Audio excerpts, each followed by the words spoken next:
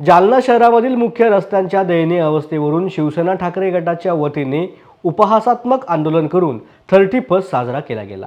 शहरामधील मुक्तेश्वर तलावाजवळ असलेल्या रस्त्यावरील मोठमोठ्या खड्ड्यांवर बसून सुगम संगीत भजन गात अनोखे आंदोलन केलं गेलं। या अनोख्या आंदोलनामुळे सर्वांचं लक्ष वेधून घेतलं। जालन्यामधील मुख्य रस्त्यांची दयनीय अवस्था झाली असून याकडे महापालिका प्रशासन दुर्लक्ष करत असल्याचा आरोप करत महापालिका प्रशासनाचे लक्ष वेधण्यासाठी हे अनोखे आंदोलन करण्यात येत असल्याची प्रतिक्रिया यावेळेला शिवसेना ठाकरे गटाचे जिल्हा प्रमुख भास्कर आंबेकर यांनी दिली आहे।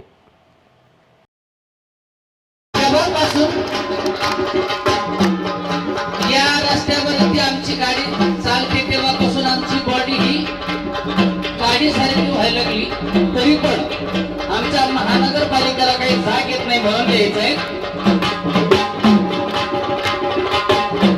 मोटरसायकल रिक्षा चालकाची कशी खिळके झाली बॉडी, कशी खिळके झाली बॉडी, कशी खिळके झाली बॉडी, करू करू हे म्हणतात सगळे,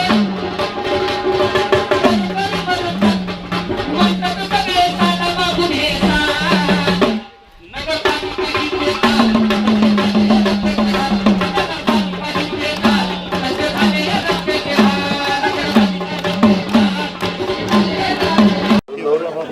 हा भजन बाकी म्हणा।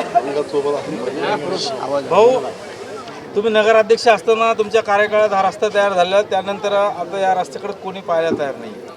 काय आंदोलन आपलं? हे आंदोलन असं आहे की मी नगराध्यक्ष असताना 2004ला खरं तर हा नवीन रस्ता मी एक पर्यायी रस्ता शहराला म्हणून केला होता की गांधी चमन ते छत्रपती संभाजी उद्यान या रस्त्याला पर्यायी रस्ता हा रस्ता असला पाहिजे, कारण की त्या रस्त्यावर सरस्वती भुवन शाळा, शनी मंदिर, उर्दू शाळा यामुळं रस्ता सातत्यानं तिथं ट्रॅफिक ब्लॉक व्हायची आणि म्हणून हा पर्यायी रस्ता मी केला।